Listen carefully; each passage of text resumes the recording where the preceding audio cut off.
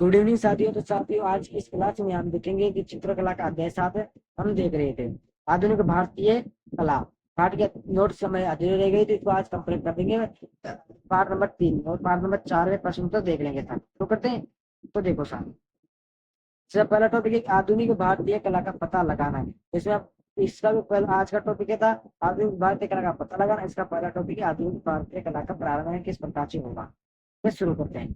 तो देखो, आधुनिकतावाद का एक आंदोलन के रूप में भारतीय में जब आया, जब यहाँ ब्रिटिश शासन था, जब उसी गगनेंद्र नाथ मतलब सेनगी तथा जेमिनी राय जैसे कलाकारों ने आधुनिकवाद कला के क्षेत्र में प्रवेश किया, उन्हें 1920 की शुरुआत में आधुनिक मान्यता लगा था। पश्चिमी विशेष रूप से यूरोप में आधुनिक कला तब सामने आई जब कला अकादमियों में शैक्षिक यथार्थवाद को नकारा जाना प्रारंभ हुआ। इन आधुनिक कलाकारों ने स्वयं को अग्रणी के रूप में देखा तथा अथवा परंपरा से आधुनिक कला में परिवर्तन की सीमा पर खड़ा पाया। साथ क्लियर। दूसरा पॉइंट आता है फिर हमारे पास की आधुनिक कला के विकास में प्रौद्योगिकी का योगदान किस प्रकार था। प्रौद्योगिकी अनुरूप अभूतपूर्व विकास के बाद औद्योगिक क्रांति के बाद सामने आया पारंपरिक कला, जिसके द्वारा रचित और महलों को सजाया गया था, ने अपना अर्थ को दिया। प्रारंभिक आधुनिक फ्रांसीसी कलाकार जैसे Edward Monet, Paul Cezanne, Claude Monet अन्य खुद को मुख्य कला संसाधनों के बाहर काम करते देखा था। खेपे तथा रेस्तरां महत्वपूर्ण स्थान बन गए, जहाँ कलाकार, लेखक, फिल्म निर्माता तथा कवि मिल बैठकर आधुनिक जीवन में कला की भूमिका के बारे में चर्चा किया करते। भारत में कलाकार जैसे F.N. सुजा और जे स्वामीनाथन जी, इन्हें कला संस्थान के गुरु की विद्रोह किया था। अपनी पहचान इसलिए इन्हें पश्चिमी कलाकारों के साथ करने में लगे हुए थे। क्लियर। अगला तीसरा पॉइंट आता है फिर हमारे पास पश्चिमी आधुनिक कला अंतर है।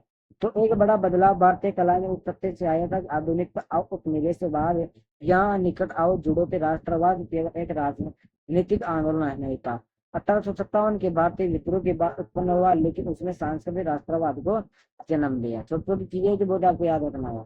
कला में स्वदेशी का विचार। कला में 19वीं सदी के अंत में और 20वीं सदी के प्रारंभ में स्वदेशी जैसे विचार आना कुमार स्वामी जैसे कला इतिहासकारों द्वारा रखे गए थे। हम भारतीय आधुनिकतावाद को पश्चिमी की अंधी नकल नहीं समझ सकते, लेकिन यह एक असावधानी पूर्वक चुनाव की एक प्रक्रिया थी, जिसको भारतीय आधुनिक कलाकारों द्वारा अपनाया गया था। पांचवा आता है हमारे पास भारतीय आधुनिक कला में राष्ट्रवाद। 19वीं सदी के अंत में कलाकार कलकत्ता में रविंद्रनाथ टैगोर के नेतृत्व में बंगाल स्कूल के उर्दू के साथ किया किस प्रकार वे राष्ट्रवाद को खोजा जा सकता है। इसके बाद कला भावात्म के निकेतन में इसने एक अलग रूप धारण कर लिया। ओके, नंदलाल बोस व असित कुमार हलदार जैसे कलाकार जो कि रविंद्रनाथ टैगोर के विद्यार्थी थे, अजंता भित्ति चित्रकला, मुगल राजस्थानी और पहाड़ी लघु चित्र इत्यादि जैसे पिछले परंपराओं से प्रेरणा ले रहे हैं। छठा पॉइंट है भारतीय कला में विशिष्ट आधुनिक दृष्टिकोण किस प्रकार का था। रविंद्रनाथ टैगोर, जेमिनी राय, अमृता शेरगिल, राम किंकर बेग तथा विनोद बिहारी मुखर्जी जैसे कलाकारों के कारण हम कह सकते हैं कि भारतीय कला ने एक विशिष्ट आधुनिक दृष्टिकोण अपना स्थान पाता है। आधुनिक भारतीय कला के बारे में ध्यान से देने योग्य एक दिलचस्प तथ्य यह है कि चित्रकला और मूर्तिकला में विषय वस्तु काफी हद तक ग्रामीण भारत से ली गई है।